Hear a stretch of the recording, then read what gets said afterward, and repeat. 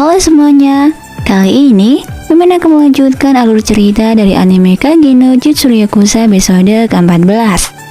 Tapi sebelum ke videonya, ada baiknya buat kalian menekan tombol subscribe-nya terlebih dahulu ya, agar kalian tidak ketinggalan video menarik lainnya dari channel ini.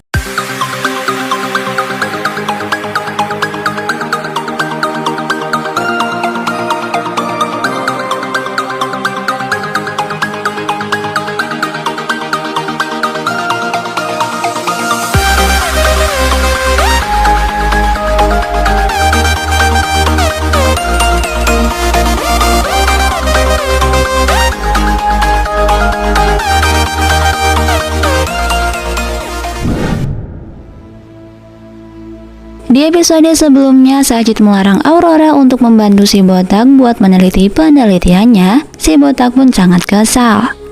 Saking keselnya, ia memerintahkan Olivier untuk membunuh Chit. Terus Sajid ditikam oleh Olivier. Siapa sangka mendadak ia menjadi overpower. Gak pakai lama, si Chit pun menyerang Olivier dan menggigitnya hingga ia mati. Oleh karena itu, si botak pun membangkitkan pasukan Olivier lainnya untuk mengalahkan Chit Kageno. Tapi sayangnya, Chit ternyata telah berhasil mengumpulkan kekuatannya selama ini saat ia memasuki santuari. Dan di pertarungan itu pun Chit mengeluarkan kekuatan penuhnya buat menghancurkan pasukan Olivier dengan satu kali serangannya. Dengan kekuatan itu, Chit tak hanya menghabisi si botak serta Olivier, tapi sekaligus melenyapkan seluruh santuari. Setelah kejadian itu, Chit pun tak sadarkan diri. Saat ia terbangun, ternyata dia sedang dipangku oleh Aurora. Karena santuari tempat terkurungnya ingatan Aurora telah musnah, tubuh Aurora pun ikut menghilang. Di situ, Aurora pun berpisah dengan Chit Kageno, dan ia pun mengatakan untuk menemukan tubuh aslinya.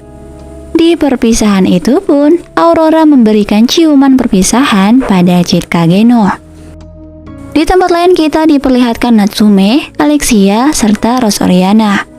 Alexia yang merasa nggak bisa apa-apa, bahkan hanya bisa menonton ketika Kultus dan Shadow Garden ketika beraksi. Karena itu dia menawarkan untuk mengajak Rose dan juga Natsume untuk mengumpulkan informasi. Tanpa pikir panjang, Rose dan Natsume pun akhirnya menerima ajakan Alexia. Meskipun identitas asli Natsume adalah Beta yang merupakan anggota Shadow Garden, namun ia tetap setuju untuk ikut rencana Alexia.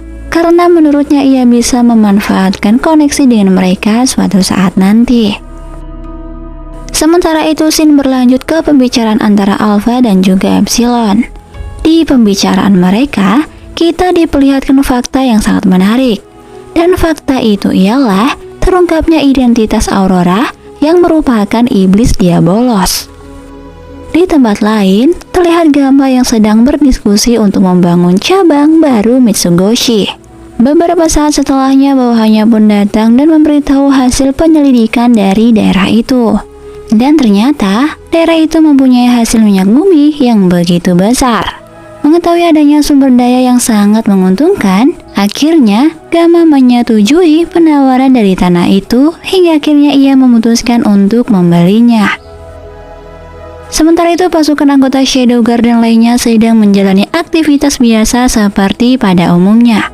Di sini, kita juga diperlihatkan flashback ketika Alpha baru saja mengumpulkan anggota Shadow Garden di masa lalu.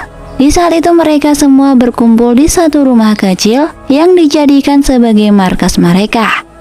Dan di tempat itulah para Shadow Garden berkumpul dan terus belajar serta berlatih hingga bisa sehebat sekarang. Setelah itu kita diperlihatkan pembicaraan Alexia dan juga Iris di dalam sauna. Di sana, Alexia melaporkan semua kejadian yang telah terjadi selama ia berada di santuari.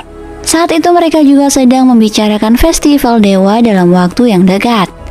Nah, di sini Alexia takut jika nantinya Shadow Garden atau Kultus akan kembali mengacaukan festival dewa yang akan datang. Namun di sini Iris sangat yakin bahwa ada pengacau yang akan datang. Ia bisa mengalahkan mereka dengan teknik pedang yang ia kuasai. Di saat ini Iris sangat menganggap sebelah mata para Kultus serta anggota Shadow Garden. Bahkan, Iris menganggap jika kekuatan di luar nalar yang dimiliki Shadow adalah kekuatan dari sebuah artefak yang dia gunakan. Padahal, itu adalah murni kekuatan Shadow yang susah payah ia dapatkan. Dan sementara itu, Rose sedang berlatih pedang. Di tengah-tengah pelatihan pedangnya, ternyata ia teringat bayangan sosok pemburu bandit misterius di masa lalu.